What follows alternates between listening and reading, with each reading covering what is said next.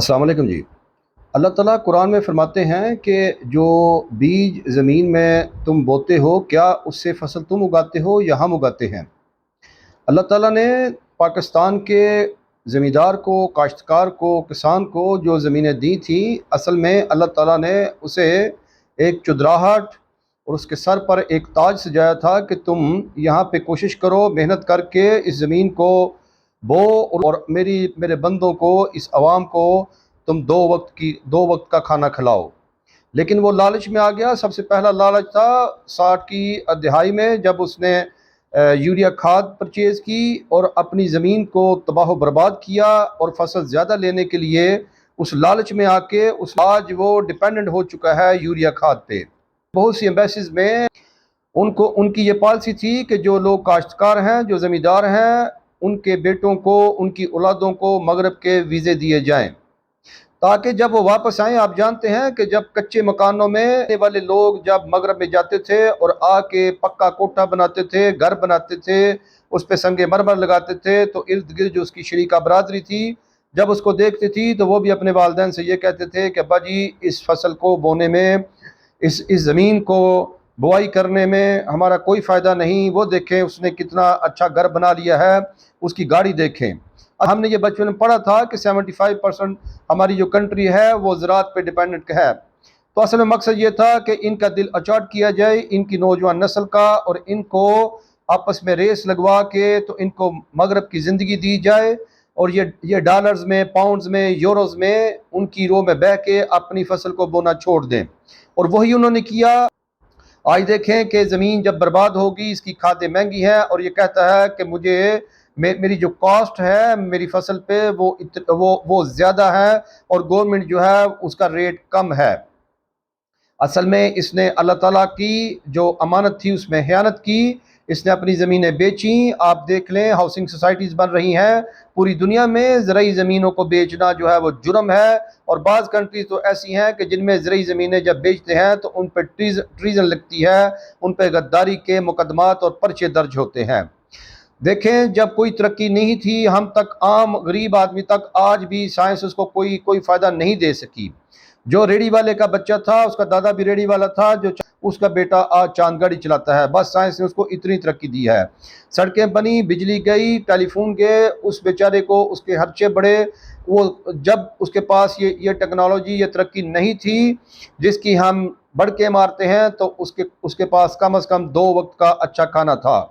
और इतने ताकतवर लोग थे कि जब मगरब से लोग आते थे तो वो कहते थे कि ये किस फलाद से, किस मट्टी से, किस लोहे से बने हैं कि इनके वजूद जो हैं वो नाकाबिल तस्हीर हैं मगरब वालों के लिए।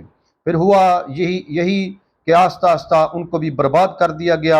आज उनकी ज़मीनें उनके पास नहीं, उन पे हाउसिंग सोसाइटीज़ बन चुकी हैं। जिनके पास ज़मीनें हैं उनकी ज़मीन खाद डिपेंडेंट है।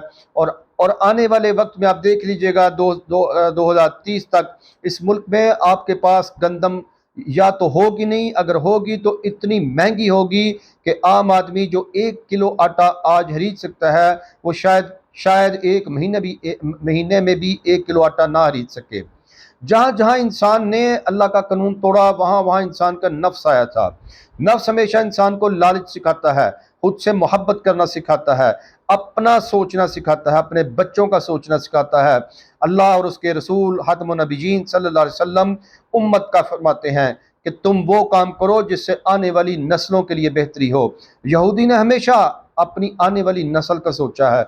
वो मौजूदा नस्ल को बहुत सी चीज़ों में डिप्राइव रख रहा है। आप देखिए, उनके कंट्रीज़ में नाइट पैकेजेस नहीं, वहाँ पे डिनर का टाइम मैक्सिमम 9:30-10 बजे है। वहाँ की पेप्सी और कोक बिल्कुल डिफरेंट है। पूरी दुनिया में वो पेप्सी कोक किसी को नहीं मिलती जो वहाँ पे मिलती है। पाकिस्तानी नमक वो यूज़ करते हैं। उनकी इतनी लंबी फुर्सत है 2020 के बाद, तो उन्होंने ये तमाम चीज़ें अपने बारे में नेट से उठा ली हैं। अगर आप गूगल पे जाएं, उनकी लाइव को सर्च करना शुरू करें तो वो आपकी लोकेशन ट्रेस करना शुरू कर देते हैं। वो कहते हैं हमारे बारे में कुछ रिसर्च मत करो। आप अगर मेट्रोपॉलिटन सिटी में रह रहे हैं और आप किसी जंगल में चले जाएं, आप किसी रिमोट एरियाज में चले जाएं, आप पहाड़ों में चले जाएं, आपको वहां भी पेप्सी और कोक तो मिलेगी। آپ پیپسی کوک کا بائیکاٹ کرنے کو میوب یا اس کو بائیکاٹ کرنے کو پسند کیوں کر رہے ہیں؟ آپ جانتے ہیں جب سے پیدا ہوئے ہیں آپ کو ڈاکٹرز کہہ رہے ہیں، بار بار انسسٹ کر رہے ہیں کہ یہ زہر ہے، اس کو مت پئیں۔ ایک ایک جو آپ کی سافٹ ڈرنک ہے اس میں 35 سے 40 جو ٹی سپون ہے وہ شوگر ہوتی ہے۔ آپ جانتے ہیں کہ یہ ہماری ہڈیوں کے لیے بھی نقصان دہ ہے، ہمارے دل کے لیے بھی نقصان دہ ہے، یہ کینسر کا باعث بنتی ہے۔ اس کے باوجود بھی یہ بحث چل رہی ہے کہ اس کو پینا ہے یا نہیں پینا، وہ یہودی کی پروڈکٹ ہو یا مسلمان کی، وہ ہے ہی مضر صحت۔ اس نے ترقی اس لیے کی ہے کہ وہ آپ کی کچن کی پروڈکٹ اس نے بنائی، اس نے آپ کے ٹائلٹ کی پروڈکٹس بنائی۔ آپ نے آج تک بنایا کیا ہے؟ ہمارے ہاں 1000 cc جو گاڑی ہے وہ 40 سے 42 لاکھ کی ملتی ہے، دنیا میں کوئی ایسی کنٹری نہیں ہوگی۔ آپ 40 سے 42 لاکھ کو ڈالر پہ ڈیوائیڈ کر دیں تو آپ دیکھیں کتنے ڈالرز بنتے ہیں۔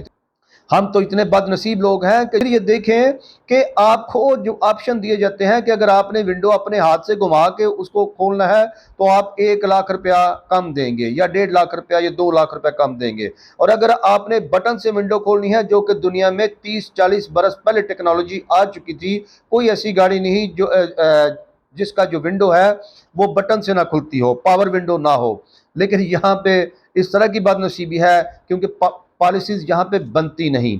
یہاں پہ صرف کرسی کی جنگ رہی ہے۔ 78 ایئر سے دیکھ لیں کرسی کی جنگ رہی ہے۔ لیجسلیشن کا کام ہے، قانون ساز اسمبلی کا کام تھا وہ قانون بنائے، نہ کہ وہ اپنے تخت کے لیے لڑے۔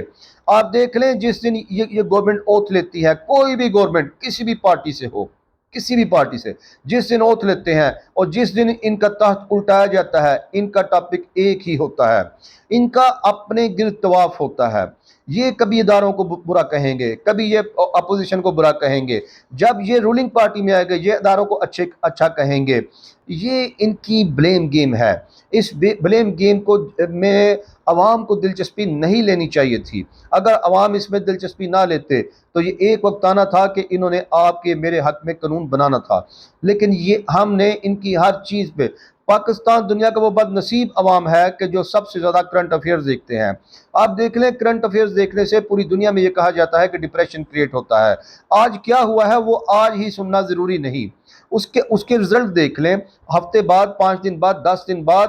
آج کی جو سنسنی خبر ہے وہ کل یا پرسوں ترسوں وہ سنسنی نہیں رہے گی۔ اس لیے ہم نے ترقی کی ہی نہیں۔